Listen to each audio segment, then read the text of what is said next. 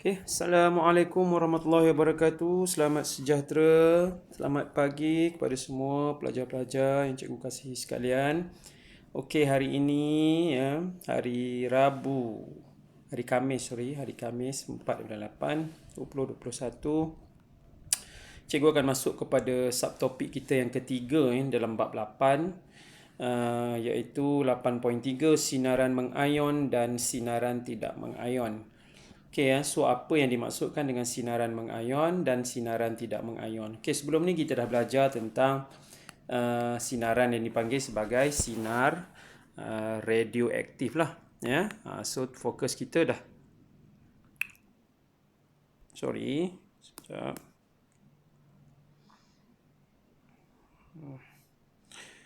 Fokus kita sudah tentulah kepada sinaran radioaktif ya. So sinaran ini adalah daripada sinaran radioaktif. Sinaran mengayon dan sinaran tidak mengayon bermaksud sinaran mengayon ni apabila sinaran itu melalui suatu ruang udara, ya, molekul-molekul udara tadi ni, ya, yang neutral, apabila lalu sahaja suatu sinaran mengayon ni lalu, ya, dia menggunakan tenaga daripada sinaran itu tadi untuk mengayonkan molekul-molekul udara itu. Ya, jadi molekul udara tadi daripada neutral jadi ion lah. Ion tu kita dah belajar dalam satu topik sebelum ni. Ion itu adalah kita kata zarah yang bercas positif ataupun yang bercas negatif, ya. Ion positif dan ion negatif. Dan sinaran tak mengayon. Sinaran tak mengayon ni sinaran yang tak berbahaya lah. Ya, dia lalu ataupun kita panggil dia gelombang kan. Gelombang yang dia tak bahaya. Kalau dia melalui ruang udara sekalipun, dia tak efek kepada molekul-molekul udara itu. Sama macam kita lah, kita berada di situ kan. Bila kita berada di situ, jadi sinaran tak mengayon ni dia tidak membahayakan diri kita lah. Berbanding dengan sinaran mengayon. Ini contoh sinaran mengayon ya. Bagaimana suatu zarah alfa, kita ada 3 zarah yang menghasilkan sinaran mengayon ya, iaitu bahan zarah-zarah radioaktif kita daripada sinaran radioaktif. Sinaran radioaktif ada 3 jenis zarah ya. Yang pertama adalah alfa, kemudian kita ada beta dan juga kita ada gamma. So ketiga-tiga sinaran radioaktif ni ya, kita ambil contoh alfa. Alfa ni apabila dia melalui molekul udara yang neutral, dia lalu sahaja dia akan menyebabkan molekul-molekul udara tadi mengayon. Bermaksud ada bercas terus positif dan negatif. So benda ni sebenarnya berbahaya lah pada diri kita. Cas ni boleh menghasilkan tenaga elektrik lah. Dan ada banyak benda lagi lah ya, dia harmful untuk tubuh badan kita. Apabila suatu sinaran seperti sinaran radioaktif melintasi udara dan menghasilkan ion positif dan ion negatif, sinaran ini dikenali sebagai sinaran mengayon. Kalau sinaran tak mengayon pula, maksudnya sinaran tak mengayon dia tak bertukar daripada cas positif ke, daripada neutral ke positif ke, ataupun negatif ke, tidak. Ya, so dia sentiasa berada di sekeliling kita ya. Apa yang kita pakai, termasuklah handphone kita, alat-alat elektronik kita ya, radio, gelombang mikro, dulu ada infrared ya. Sekarang pun masih lagi guna infrared kalau kita nak bluetooth dan sebagainya kan. Itu semua adalah sinaran yang tak mengayon ya. Gelombang-gelombang frekuensi dia sangat rendah. Radio, gelombang ya. So yang itu adalah sinaran tak mengayon, yang tak berbahaya lah. Senang nak bagi awak faham, dia sinaran yang tidak berbahaya. Sinaran mengayon pula kita ada, kalau di tengah-tengah ni ada ultra ungu kan. Ultra ungu ni pun ultraviolet kan, daripada cahaya matahari. Itu juga sebenarnya agak bahaya sikit. Dia berada di tengah-tengah. Ya, mungkin dia sedikit mengayon lah, sebab dia masuk pada kawasan yang sinaran mengayon ni. Dan tentu sinar X. Sinar X berbeza sikit. Sinar X adalah sinar yang digunakan untuk X-ray lah. Sinar X ni X-ray kan, dalam bahasa Inggeris dia X-ray. yang digunakan untuk kita cek tubuh badan kita. Macam mana kita boleh nampak bahagian dalam badan kita itu, tulang-tulang kita dan sebagainya, dia menggunakan sinaran mengayon. Okay, so dia scan tubuh badan kita, boleh nampak dalam badan kita. Tapi kita tidak boleh terdedah dengan terlalu lama. Sebab itulah apabila kita nak buat x-ray ni, mata kita kena tutup. Dia akan tutup bahagian mata kita dan kita akan masuk dalam satu bilik gelap. Tak boleh tempat yang cerah. Sebab dia akan efek pada anggota badan kita yang lain lah. Kalau kita terdedah untuk satu tempoh yang lama. Kemudian sinar gamma. Sinar gamma termasuklah tadi dalam alfa dan juga beta kan. Sinar radioaktif. Jenis sinaran mengayon, terdapat 3 jenis sinaran radioaktif yang merupakan sinaran mengayon. Cikgu dah sebut tadi. Yang ini sinar radioaktif iaitu sinar alfa, sinar beta dan juga sinar gamma lah. Cukup awak ingat 3 tu. Kita fokus kepada 3 jenis sinaran radioaktif ini. Sifat semula jadi dia adalah nukleus di dalam helium bagi alfa. Dia adalah nukleus di dalam helium. Kemudian sinar beta pula elektron yang berhalaju tinggi. Dia adalah elektron yang berhalaju tinggi. Elektron juga berada di dalam atom. Sinar gamma pula terdapat pada gelombang elektromagnet. Maksudnya dia sumber dia ketiga-tiga tu adalah sumber yang berbeza lah. Tetapi zarah dia pun berbeza. Kalau untuk cas zarah bagi alfa bercas positif. Manakala sinar beta bercas negatif, gamma pula adalah neutral. Kuasa pengayonan. Kuasa pengayonan ni maksudnya dia punya cas tu, bila dia lalu kawasan tu, dia akan bertukar. Ataupun dia akan menukarkan positif ke negatif, negatif ke positif tu dengan kadar yang cepat ataupun kadar yang sangat tinggi. Kalau sinar alfa dia tinggi, sinar beta dia rendah, sederhana, manakala sinar gamma dia rendah. Tapi kuasa penembusan pula, nanti cikgu explainkan apa beza kuasa pengayonan dengan kuasa penembusan. Kuasa penembusan dia rendah. So dia susah nak tembus. Kalau kita sinar alfa tu berada di luar daripada bilik kita, contoh bilik kita ni bilik yang batu kan. So kalau awak tak keluar daripada bilik tu, awak tak terdedah lah dengan sinar alfa tu. Mungkin bilik awak tertutup, jadi sinar alfa dia tidak boleh menembusi walaupun kertas. Dia tidak boleh menembusi kertas yang hanyalah senipis. Kita A4 tu kan nipis kan, dia tak boleh tembus kat situ. So awak akan selamat lah walaupun kuasa pengayonan dia tinggi. Maksud kuasa pengayonan tinggi ni, kalau you terdedah dengan dia sekalipun, terdedah saja, terus terdedah, badan you terdedah dengan dia, so dia akan menukarkan cas-cas dalam badan kita tu. Dalam badan kita cas, jadi dia akan habislah sistem dalam badan kita tu, boleh menyebabkan kita mati lah. So sebab kuasa pengayonan dia tinggi, tapi kuasa penembusan dia rendah. So kita selamat apabila kita berada pada ruang-ruang yang tertentu, sebab dia kertas pun dia tak boleh nak tembus. Sederhana bagi sinar beta, dia boleh tembus kertas tapi dia tidak boleh tembus aluminium. 3 mm, maksudnya aluminium logam yang nipis pun dia dah tak boleh tembus lah. Tapi kalau setakat kertas yang nipis tu dia boleh tembus lagi. Itu adalah sinar beta, dia berada di tengah-tengah lah. Dia sederhana.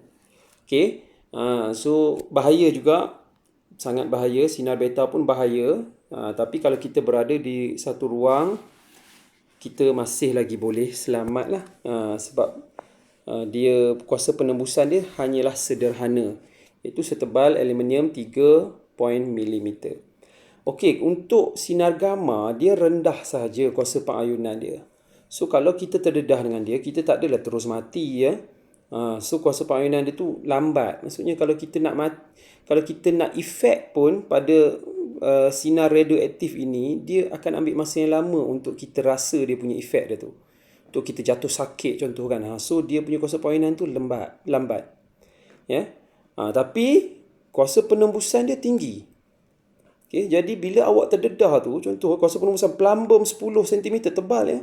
Plumbum ni logam. Kalau awak berada dalam bilik pun, kalau di sekeliling awak, di sekitar awak ada sinar gamma, jadi dia boleh menembusi bilik awak tu. Dia boleh menembusi bilik awak dan dia akan mengayonkan tubuh badan awak. Tapi awak tak adalah rasa sebab kuasa pengayonan dia rendah. Cuma untuk satu tempoh jangka masa yang lama dia akan efek tubuh badan awak. Okey. So itu adalah sinar gamma, kuasa penembusan tinggi. So dia berlawan lah. Ya. Kalau alfa dia bahaya, kuasa pengayonan dia tinggi, tapi dia punya kuasa penembusan dia rendah. Ya. Kalau kes-kes yang sebelum ni yang radioaktif, kita kata nuklear punya reaktor meletup lah, yang berlaku di Chernobyl, kebocoran nuklear, kebocoran yang berlaku di Japan, itu semua adalah sinar daripada alfa ataupun beta lah, sebab dia efek dia terus beratus-ratus ribu orang yang mati apabila terkena dengan sinaran itu. Dan yang hidup pun cacat selama-lamanya kan. Anak-anak yang dilahirkan selepas itu pun semua cacat. Ya, termasuklah bandar Chernobyl di Rusia tu yang terdedah itu, reaktor dia ni, yang itu reaktor pecah tu kan. Bandar tu ditinggalkan terus. Ya, tak ada siapa pun berani duduk di sana sebab dia rasa masih ada lagi tenaga bahan-bahan radioaktif, sinar-sinar alfa ataupun beta yang masih berada di sekitar kawasan itu. Okey, so sangat bahaya. Cuma yang selamat dia ni rendah. Maksudnya kita boleh menyorok untuk kita elak kena daripada dia. Cuma kadang kita tak sedar lah benda tu ada kan. Okey, mana datang sumber dia? Sumber-sumber dia tadi daripada nuklear lah, uranium dan sebagainya kan. Okey. So ini adalah pemesongan untuk oleh medan elektrik. Ya, kalau kita lalukan dia pada medan elektrik, sumber radioaktif kita, apa yang berlaku kepada kita punya sinaran radioaktif itu? Sinaran radioaktif yang pertama alfa, sinar alfa kita, dia adalah bercas ataupun dia punya cas positif, dan juga beta adalah negatif. Jadi dah tentulah apabila ada suatu plate negatif, alfa kita yang bercas positif akan pergi kepada plate yang bercas negatif, dia tertarik lah. Manakala beta pula, kalau ada plate positif, so dia akan tertarik kepada plate positif lah sebab dia bercas negatif. Manakala gamma pula, dia straight saja. Sebab apa? Sebab dia tidak bercas lah, dia neutral. So dia tidak tertarik dengan mana-mana plate, sama ada positif ataupun negatif. Okey, kalau pemesongan oleh medan magnet pula, kalau alfa dia tertarik pada selatan, kutub selatan, dia akan pergi ke atas. Kalau beta dia akan tertarik dengan bahagian utara lah, so dia akan pergi ke bawah. Manakala gamma seperti biasa, gamma akan lurus saja sebab dia tidak bercas. Gamma tidak bercas. Okey, sumber sinaran mengayon dalam alam sekitar. Okey, ini sumber dia. Mana datang ketiga-tiga sinaran yang baru cikgu sebut tadi tu? Okey, sumber dia dalam alam sekitar, sumber sinaran mengayon dikelaskan sumber sinaran mengayon semula jadi dan sumber sinaran mengayon buatan manusia. Ada yang dia terhasil secara semula jadi dan ada juga yang manusia buat dia. Manusia yang create benda tu. Okey, contoh kalau yang semula jadi adalah sinaran kosmik. Sinaran kosmik ni yang berlaku di kita punya ruang angkasa kita lah, ataupun alam semesta kita. And then sinaran latar belakang. Yang ni kena tengok back x-ray ke macam mana. Ini cikgu tak pasti, nanti kita tengok. Buatan manusia, ini contoh dia adalah nuklear lah. Kemalangan nuklear. Nuklear ni kita buat sendirilah. Ujian nuklear. Ini semua adalah manusia punya sinaran mengayon. Dia nak menghasilkan tenaga yang tinggi, tenaga yang besar. Dia buatlah kemalangan nuklear, dia buatlah ujian nuklear untuk dia menghasilkan sinaran mengayon itu. Jadi itu semua adalah buatan manusia, bukan secara semula jadi. Penggunaan radioisotop untuk perubatan. Yang ini perlulah, ini penting sebab dia berlaku dalam perubatan kan. Okey, sinaran kosmik. Bagaimana sinaran kosmik berlaku? Sinaran kosmik adalah sinaran bertenaga tinggi yang dihasilkan di luar sistem suria atau dari galaksi yang lain. Ini berlaku di luar daripada kita punya sistem suria kita ataupun di luar daripada galaksi kita lah. Okey. Oleh sebab itu, sinaran kosmik juga dikenali sinaran kosmik galaktik. Galaktik bermaksud galaksi kan, berada di luar. So, dia nak kata efek sangat pada kita pun tidak, sebab dia jauh kan sinaran kosmik ni dia berlakunya jauh. Teleskop Cherenkov di Gunung Hopkins Amerika Syarikat digunakan untuk mengesan sinaran kosmik. Jadi dia orang boleh kesan lah benda tu dengan adanya teknologi lah. Sinaran latar belakang. Apa itu sinaran latar belakang? Dari pelbagai jenis sinaran mengayon dalam alam sekitar. So, sinaran latar belakang dihasilkan oleh pelbagai sumber, termasuk sumber semula jadi dan sumber buatan manusia. Okay, sumber dia, contoh dia adalah sinaran kosmik. Okay, yang tadi. Kemudian keradioaktifan persekitaran daripada bahan radioaktif semula jadi. Okay, bahan radioaktif semula jadi seperti apa? Uranium, radium, plutonium. Yang ini juga boleh berlakunya keradioaktifan secara semula jadi, tanpa buatan kita buat. Dia boleh berlaku secara semula jadi. Sisa radioaktif daripada kemalangan nuklear dan ujian nuklear. Ini yang bahaya ni. Kadang-kadang sisa radioaktif ni tidak dibersihkan dengan elok. Tidak dibersihkan dengan elok. Jadi, dia boleh menyebabkan berlakunya sinaran latar belakang ini. Radioisotop daripada kegunaan perubatan. Unit pengukuran dos sinaran latar belakang. Sinaran mengayon yang diserap ke dalam badan manusia akan merosakkan sel badan. Ini cikgu cerita tadilah. Kalau sinaran mengayon tu tadi, alfa, beta, gamma tadi tu masuk dalam badan kita, dia boleh merosakkan kita punya sel badan kita. Okay, oleh itu, kesan biologi daripada sinaran mengayon terhadap badan manusia diukur dalam kuantiti yang dikenali sebagai dos. Okay, nak tengok berapa dos. Bahaya ke tak bahaya kalau nak masuk dalam badan kita kan? Efek tak pada kita punya organ-organ dalaman kita. Sebab itulah dia diukur dalam kuantiti dos. Dos 1 SV adalah bersamaan dengan 1 joule tenaga sinaran mengayon yang diserap oleh 1 kilogram tisu hidup. Yang ni agak teknikal sikit lah untuk kita faham kan. Unit pengukuran dos sinaran latar belakang yang lazim digunakan ialah microsievert per jam. USV per jam. Yang ni tak ada apa sangat lah. Kita tak perlu tahulah. Okay, ini alat pengukuran untuk mengesan tenaga radioaktif.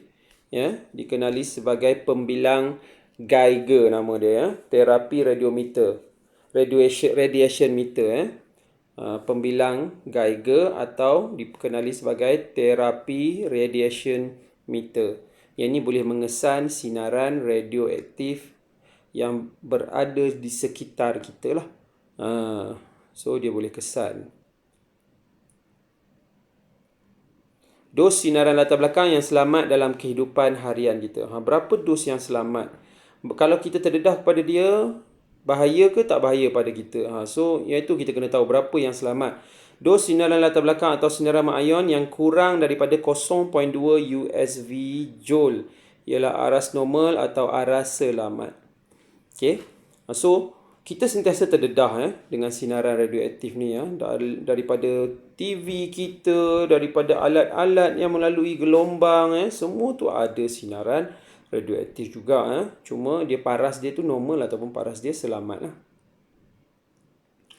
Okay, aras dos sinaran latar belakang yang selamat tadi kurang daripada 0.2 USVJ, kurang daripada 0.0002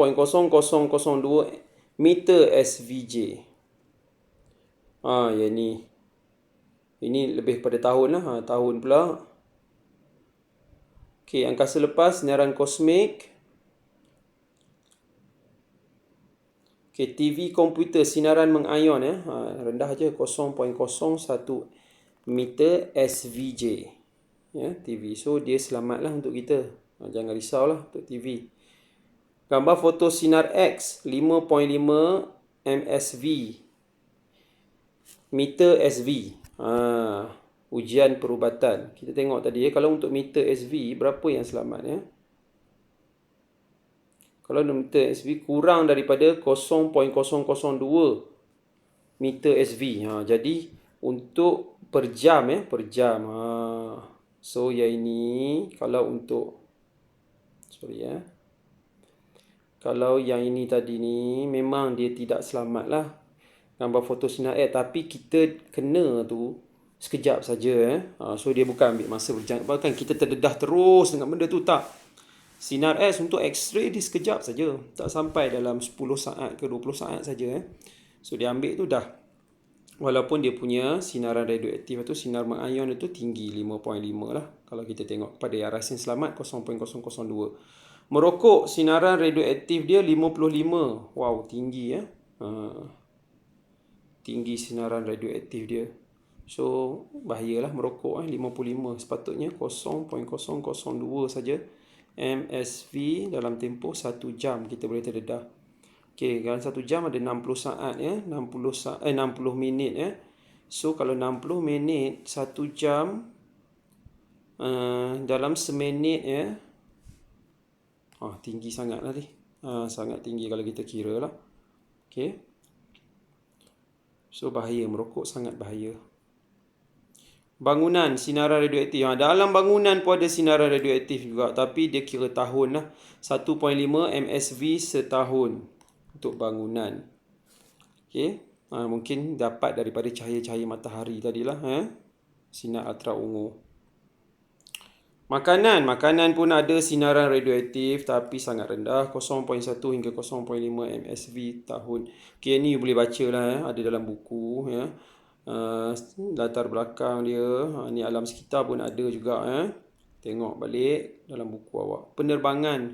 Penerbangan dapat sinaran kosmik ya. Sebab dia berada di luar ataupun dia berada di udara kan. Di angkasa, so ada tapi tak tinggilah, rendah saja. Altitude tinggi ada ini sinaran kosmik juga. Apa yang berada di tempat tinggi semua adalah sinaran kosmik. Di atas tu tidak ada sinaran-sinaran yang lain lah. Okey, risiko dia terdedah. Cikgu dah cerita tadi apa yang boleh berlaku pada kita. Kita go through sekejap lah. Kalau kita terdedah, apa berlaku? Risiko kesihatan terhadap tahap penyerapan sinaran mengayon oleh badan manusia dipengaruhi oleh dos sinaran mengayon yang diterima. Okey. Gunakan alat perlindungan yang sesuai seperti kaca mata yang dipasang dengan filament anti-ultra ungu, payung anti-ultra ungu dan sebagainya untuk mengelakkan kita terkena daripada sinaran latar belakang yang berbahaya, sinaran radioaktif yang berbahaya. Kita gunakan cermin mata ultra ungu ataupun anti-ultra ungu kan. Dia boleh menapis sinaran ultra ungu tu.